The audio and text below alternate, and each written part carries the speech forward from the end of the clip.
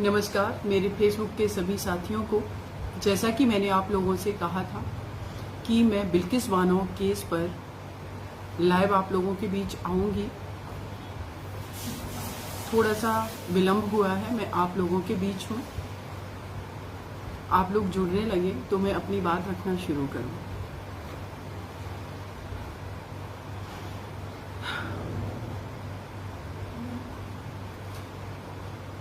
एक मेरी आप सभी लोगों से हाथ जोड़ करके रिक्वेस्ट है कि कृपया करके आप लोग ज़्यादा से ज़्यादा इस लाइव को शेयर करें, जिससे ज़्यादा लोगों तक पहुंचे और इस तरीके के अपराधों में जब दोषियों को छोड़ा जाता है, जो पीड़ित व्यक्ति हैं उनको कैसे कानून की जानकारी हो, किस तरीके से उनके पास अधिकार हैं, क्या अधिकार है, उन सबकी जानकारी हो।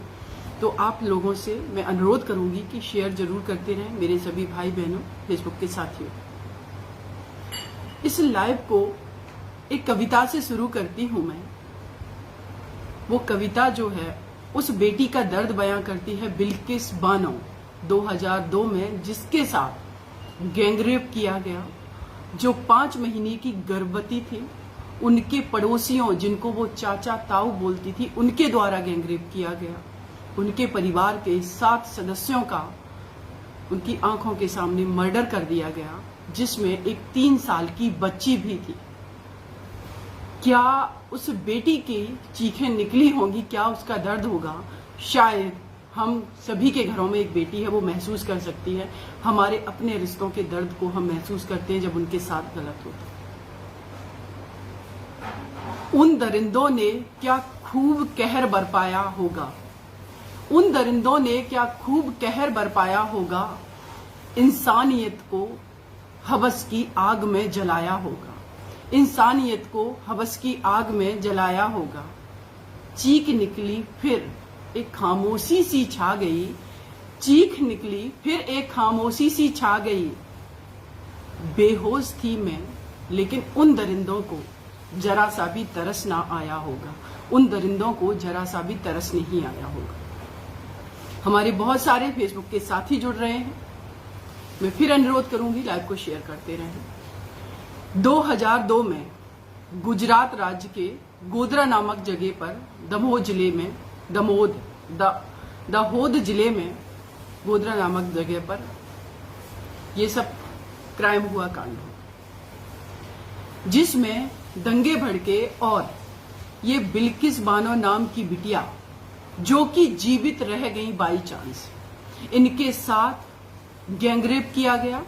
इनके परिवार के 7 सदस्यों का मर्डर कर दिया गया इनकी आंखों के सामने, जिसमें एक 3 साल की इनकी बेटी भी थी। बिल्किस बानो 5 महीने की गर्भवती थी। कल्पना एक बार करिए, क्या दरिंदगी इन लोगों ने फैलाई होगी कि जो बेटी अपने पड़ोस में रहने वाले लोगों को चाचा ताऊ कह रही है और दंगा होने पर वही व्यक्ति उसके लिए हैवान बन जाते हैं, दरिंदे बन जाते हैं। मैं सुन रही थी बीजेपी के गुजरात के विधायक जो कहते हैं कि ये ब्राह्मण बहुत संस्कारवान थे, इनका आचरण अच्छा था, इनको छोड़ देना चाहिए। ये ब्राह्मण संस्कारवान थे तो जो रेप करने वाले ब्राह्मण थे, क्या वो दरिंदे हैवान नहीं थे? हैवान थे। जो ऐसा गलत अपराध करने वाला हर व्यक्ति हैवान है। 2002 में दंगे हुए, बिल्किस बानो के साथ ये अपराध हुआ।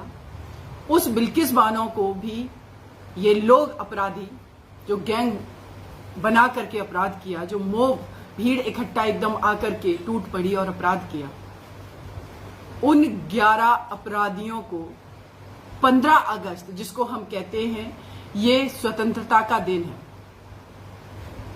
उन अपराधियों को आपने उस गुजरात सरकार की रेमिशन नीति, माफीनामा नीति के तहत छोड़ दिया, जबकि उस नीति को भी इन लोगों ने फॉलो नहीं किया, बाइस्ट तरीके से छोड़ा गया। 2002 में इस केस के बाद जब वहां की पुलिस ने बिल्किस बानो का साथ नहीं दिया, वहां के डॉक्टर्स ने सपोर्ट नहीं किया, ये मैटर सीबीआई को दिया गया और ये मैटर गुजरात से महाराष्ट्र राज्य में ट्रांसफर हुआ। महाराष्ट्र में सीबीआई की कोर्ट ने 11 अपराधियों को सजा दी और उन अपराधियों में जिन लोगों ने बिल्किस बानो के साथ रेप किया था, उनके परिवार के सदस्यों का मर्डर किया था, उनके साथ साथ पुलिस वालों को भी सजा सुनाई गई और डॉक्टर को भी सजा सुनाई गई। सोचिए कि किस तरीके से पूरा सिस्टम बिल्किस बानो के अगेंस्ट खड़ा था।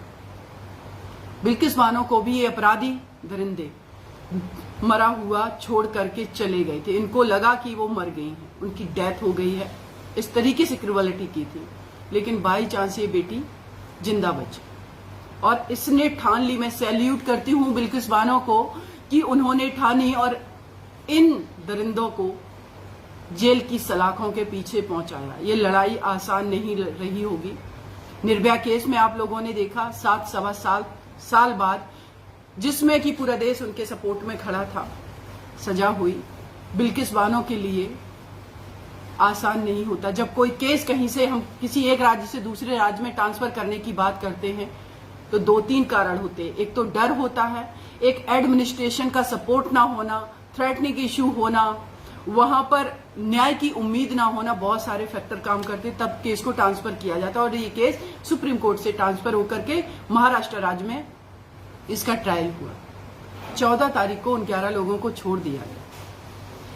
अब आप लोगों को मैं बताना चाहती हूं कि 1992 की एक नीति है जिसके तहत किसी भी तरीके के अपराधी को राज्य सरकार के पास ये अधिकार है कि वो उसको बरी कर सकता है, उसका आचरण देख करके, जेल में उसकी उम्र देख करके और सारे फैक्टर को देख करके। लेकिन उस 1992 की नीति में बदलाव किया गया 2014 में। गुजरात सरकार की अपनी ही माफीनामा की नीति है जिसमें यह कहा गया कि जघन्य अपराध के अपराधियों को जो सजा काट रहे हैं, रेप के अपराधियों को, मर्डर के अपराधियों को रेमिशन नहीं किया जाएगा, उनको माफी नहीं दी जाएगी, उनको इस नीति के तहत नहीं छोड़ा जा सकता। लेकिन बायस्ड तरीके से छोड़ दिया गया।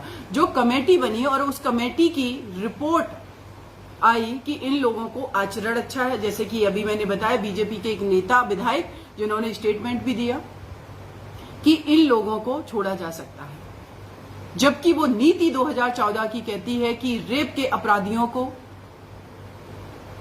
मर्डर के अपराधियों को नहीं छोड़ा जा सकता है। फिर कैसे छोड़ दिया गया, जिसके पीछे मैं कारण बताती हूं। वो कमेटी जो बनी, उस कमेटी में 2 बीजेपी के विधायक थे, एक पूर्व पार्षद था, एक उसमें महिला विधायक थी। इन 4 लोगों ने जो रिपोर्ट लगाई और उस 4 लोगों की जो रिपोर्ट थी वो ये थी कि इन लोगों का आचरण अच्छा है, छोड़ दिया जाए। इसी चीज को माननीय सर्वोच्च न्यायालय में पब्लिक इंटरेस्ट लिटिगेशन PIL के थ्रू चैलेंज किया गया और मुझे पूरी उम्मीद है कि उसको न्याय मिलेगा। बिल्किस बानो को न्याय, जो आधा अधूरा न्याय जिसको मैं कहती हूँ, वो अवश्य मिलेगा और ये 11 के अपराधी 11 जेल में जाएंगे। इनको जाना भी चाहिए। सुप्रीम कोर्ट ने नोटिस इशू किया है, अगले महीने सुनवाई है इस केस में। 15 दिन का नोटिस इशू किया है कि गुजरात सरकार इस पे आंसर करे कि किस नीति के तहत आप लोगों ने छोड़ दिया। तो मैं यही कहूंगी कि इनको किसी नीति के तहत नहीं छोड़ा गया। इनको बाइस्ट तरीके से, कानून का कोई मतलब नहीं था, कोई ऐसा प्रोविजन नहीं था जहां इनको छोड़ा जाए और बाइस्ट तरीके से अपने पावर का दुरुपयोग करके गुजरात सरकार ने छोड़ा।